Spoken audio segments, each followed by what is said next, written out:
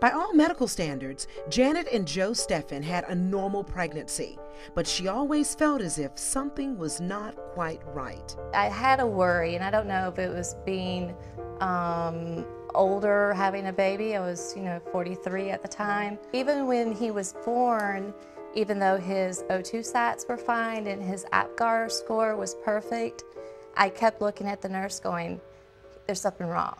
He's wet, because we couldn't get him to clear out, and that's when we found the... You're talking about clear out through his... Airway. Airway, okay. Through his airway, and that's when we started palpating and feeling around and discovered the lump on the left side of his neck. Dr. David Carney performed a CT scan which showed Liam had a lymphatic malformation. We don't know why, but sometime in early development, probably somewhere in the middle of your pregnancy, there's maldevelopment where these become kind of aneurysmal and they grow pretty aggressively. And you end up with these tumors that look like almost like a sponge or like a cluster of grapes that can be anywhere, but most commonly either in the base of the neck or the floor of the mouth, the armpit, or sometimes we have kids that have an entire extremity that's involved. I just couldn't even imagine what goes through your mind at that point. It's just that you're just deflated to a degree. In his case, it was so profound. Obviously, he required somewhat emergent surgery to kind of help him breathe. We have to do multiple invasive procedures, sometimes operations immediately after birth. In his case, we had to put a feeding tube in to kind of give life-sustaining nutrition. So as compared to a typical baby, multiple procedures, multiple x-rays, frequent doctor visits, and of course, for the parents it's hard because you have a child who looks different, who has a lot of discomfort. They have a mass that kind of hurts. I think it's hard for any parent when they can't hear their baby cry normally, particularly after we've, fooled around with the windpipe. And so I think it's just an emotional drain on the parents and obviously physically challenging for any baby. I knew the diagnosis because of a personal relationship with someone who I knew their child had it. And so it was, I was careful about how I delivered it to my husband, who really analyzes everything. So I kind of knew that we had a lot ahead of us. Major adjustments, and I have to say it was probably one of the hardest days of my life with Liam.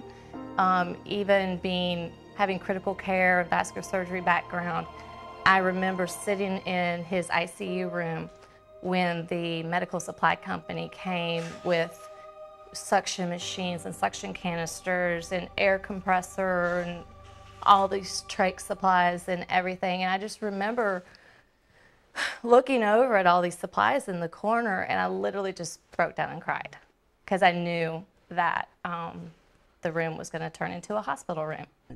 The next day, the family went home, but instead of them basking in the excitement of their beautiful new baby boy, they were thrown into what seemed like a crash course in medical school.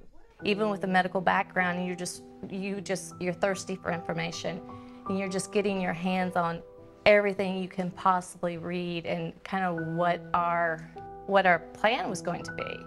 And I recall Dr. Carney saying to me, "You're going to know more about lymphatic malformation than most." And he was right. They did what they had to do to find the right program for the baby. Truly, the minute that Joe and I met Dr. Gary Josephson, it was like this calmness came over us. It's like Dr. Carney said, you'll know when you meet the right person. And once we met him, it was like, you're the one. So I think that was a really pivotal point for us where we said, we have someone who's going to provide the care now, we have a plan, and it was kind of like...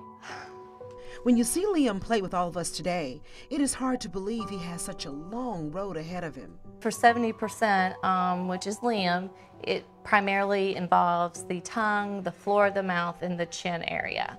That's why their airway so many times is compromised. With the tongue, they get what they call macroglossia, and all that means is just the thickening of the tongue. Lymphatic takes a long time to reabsorb, so you just have all these cysts and channels of lymphatic fluid throughout the tongue. The first goal was to get the tongue back in the mouth by doing it was really just a moderate wedge resection. and lasering the top of the tongue. It was a very successful surgery. When he was 10 days old, I was told that he would never take anything by mouth, be able to eat or drink, because of the disease throughout his airway and again, oral space. As a mother with this baby, your heart just must have sunk.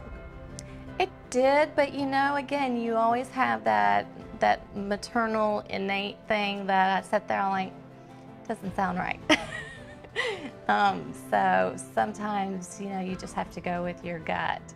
And I wasn't going to give up on it until, you know, and he ate like a rock star and hasn't looked back. The whole family has not looked back either. In fact, they have taken bold steps trying to learn more about the rare condition that affects only 1 in 6,000 children. The Steffens are on a mission. Through their new project called Liam's Land, they hope to locate other children who are diagnosed with the same condition, find out what the parents have been exposed to, the family medical histories, track their progress, and help doctors learn more so they can come up with better treatment plans, discover the cause, and hopefully cure. First and foremost is the registry. That would be a vital component to researchers and to physicians, because when they open up a clinical trial, they have to wait for the people to come to them. If we have that pool, that, you know, that repository of information, that we know where these patients are, and if they've given us the green light to be contacted when there's a new plan in place or a new clinical trial, you know, that's just going to save a lot of time to get them involved in the clinical trial. Everyone's had 3 or 4 children that they've tried to treat. Many of us have had poor outcomes, and so we don't know what other people are doing because those kids aren't cohorted into one registry. And so we really can't look at outcomes long term to see if we're going to actually benefit them with any particular treatment. With our financial support, Liam's Land could very well be the answer to many parents' prayers. The more doctors and researchers know, the better chances children like Liam have for a long, healthy life.